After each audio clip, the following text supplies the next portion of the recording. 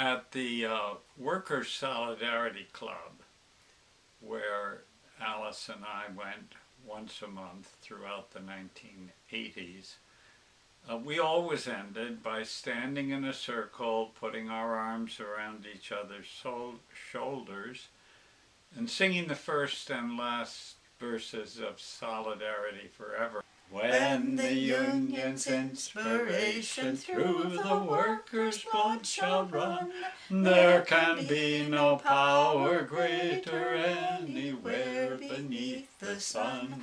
Yet what force on earth is weaker than the single strength of one? But the Union makes us strong. A special aspect of Solidarity Forever is that it was also the theme song of the other greatest popular struggle in American history, the struggle to abolish slavery during the Civil War.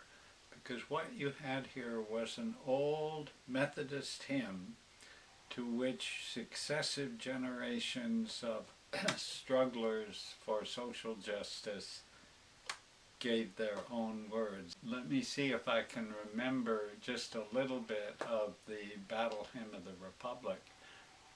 Edmund Wilson, in his book Patriotic Gore, says that Julia Ward Howe had been asked to write a song for the new Union Army.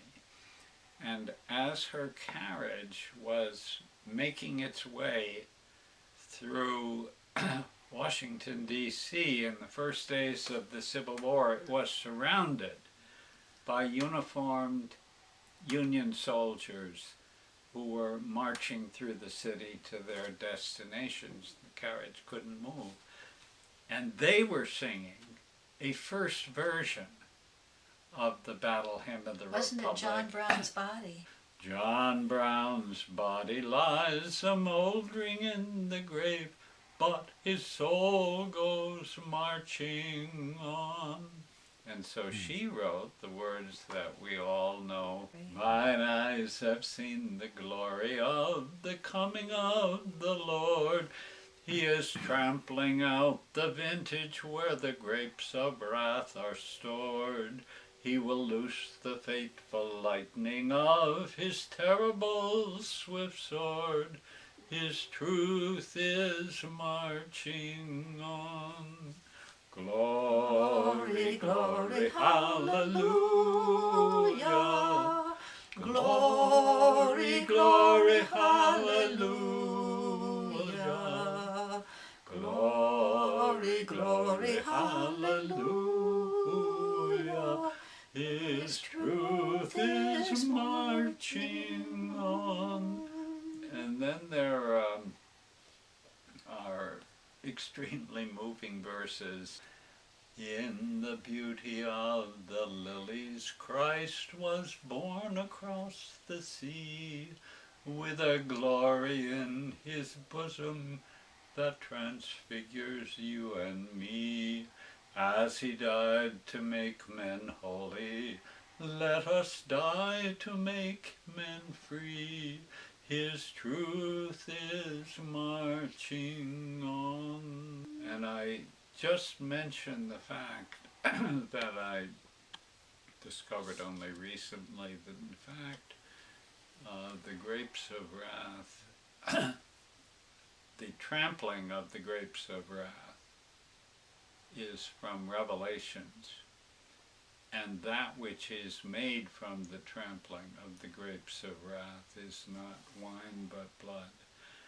And we can never forget that at the time of the American Revolution there were about 600,000 slaves, and at the time of the Civil War that number had grown to about 4 million, and that more than 600,000 young men, North and South, gave their lives so that that terrible omission of the Founding Fathers could be set Have we sung everything we wanted to sing? I want you to sing the minor song. Oh, yeah. My father, remember, went to work in Jackson Hole, Wyoming, in northwest Wyoming.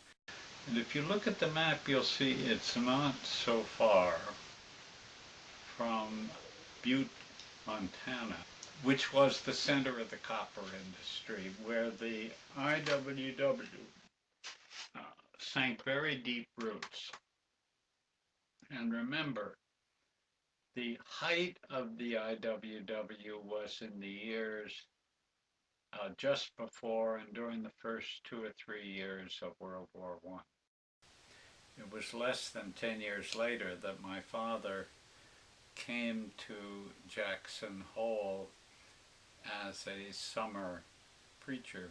And so it is no surprise that while he was there, he learned a song which obviously came out of the copper mines and which Alice and I have seen nowhere else in more than 60 years of marriage, so we sing it to you that it may be preserved.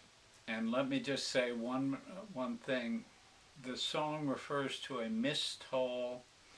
A mist hole is where a dynamite charge was embedded in the rock to loosen it so it could be dug, but where the explosion didn't take place and the dynamite was still there, and a later miner put his pick into it. Not knowing.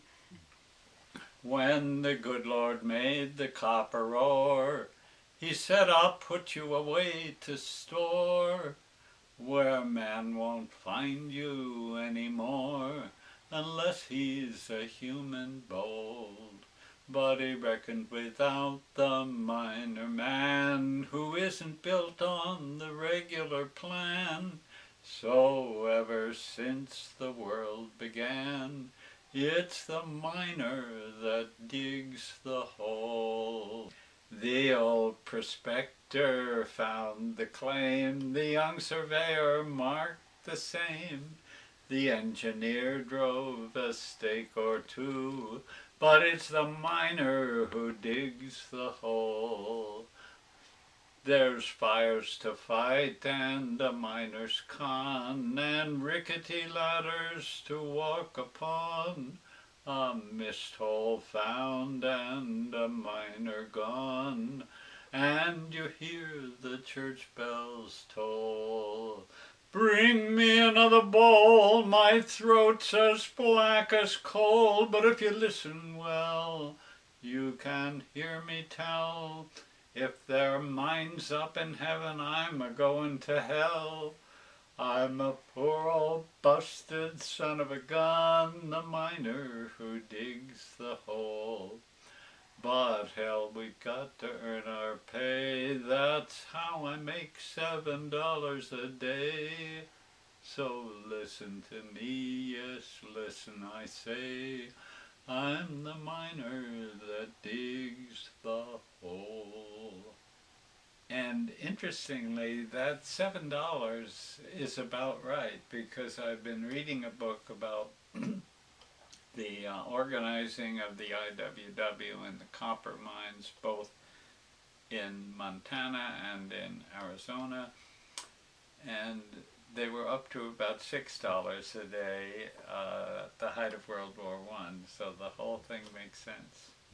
Solidarity forever, solidarity forever, solidarity forever, for the Union.